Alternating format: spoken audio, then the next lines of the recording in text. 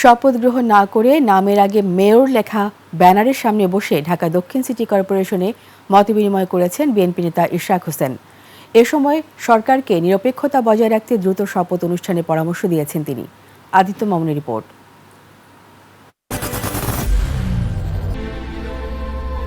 I am Ox.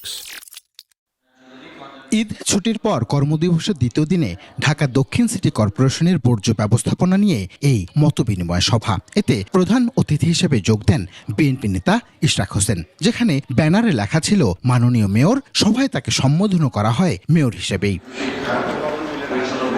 তবে এ সময় স্বপ্রণোদিত হয়ে দায়িত্বভার নেয়ার কথা অস্বীকার করেন ইশরাক হোসেন। বলেন গেজেটই তাকে দায়িত্বভার অর্পণ করেছে। না, যখন আমার যে মেয়রের গ্যাজেটকে চ্যালেঞ্জ করে যে রিড করা হয়েছিল সেটিকে যখন নিষ্পত্তি করে গ্যাজেটটিকে বহাল রাখা হয়েছে, সেই মুহূর্তে থেকে সেই প্রশাসক অবৈধ হয়ে গিয়েছে। এটাই হলো গিয়ে বাস্তব সত্য। এখানে প্যারালাল প্রশাসন তারা চালাচ্ছিল। আমি জনগণের ভোটে নির্বাচিত হয়েছি এবং আইনের মাধ্যমে, আদালতের মাধ্যমে আমার যে বর্তমান অবস্থান সেটাকে প্রতিষ্ঠা করেছি। সেই সাথে আদালতের রায় মেনে সরকারের কাছে শপথ অনুষ্ঠানের দাবিও করেন, নইলে আন্দোলন চালিয়ে যাবার ঘোষণাও তার।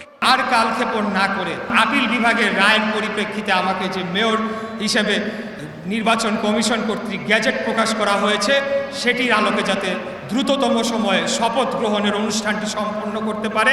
আন্দোলনের সময় প্রতিদিন 2 ঘন্টা জরুরি সেবা প্রদানের কথা থাকলেও ফল পাচ্ছেন না নাগরিকরা। জন্ম নিবন্ধন না হলে তো অনেক কিছুই বন্ধ থাকে, স্কুলের সমস্যা, এই সমস্যায় আমি আছি আর কি। আমি কি করতে পারি? নগর ও নাগরিকের সুবিধার্থে ইশরাকের পক্ষে আন্দোলন চালিয়ে যাবার ঘোষণা অনুসারী সমর্থকদের। জনস্বার্থের জন্য ইঞ্জিনিয়ার ইশরাক হোসেনকে নগর ভবনের দায়িত্ব বুঝিয়ে দেওয়া হোক। যতদিন পর্যন্ত মেয়র ইঞ্জিনিয়ার ইশরাক হোসেনকে মেয়র পদে বহাল না করবে সরকার, আমরা আমাদের আন্দোলন চালিয়ে যাব।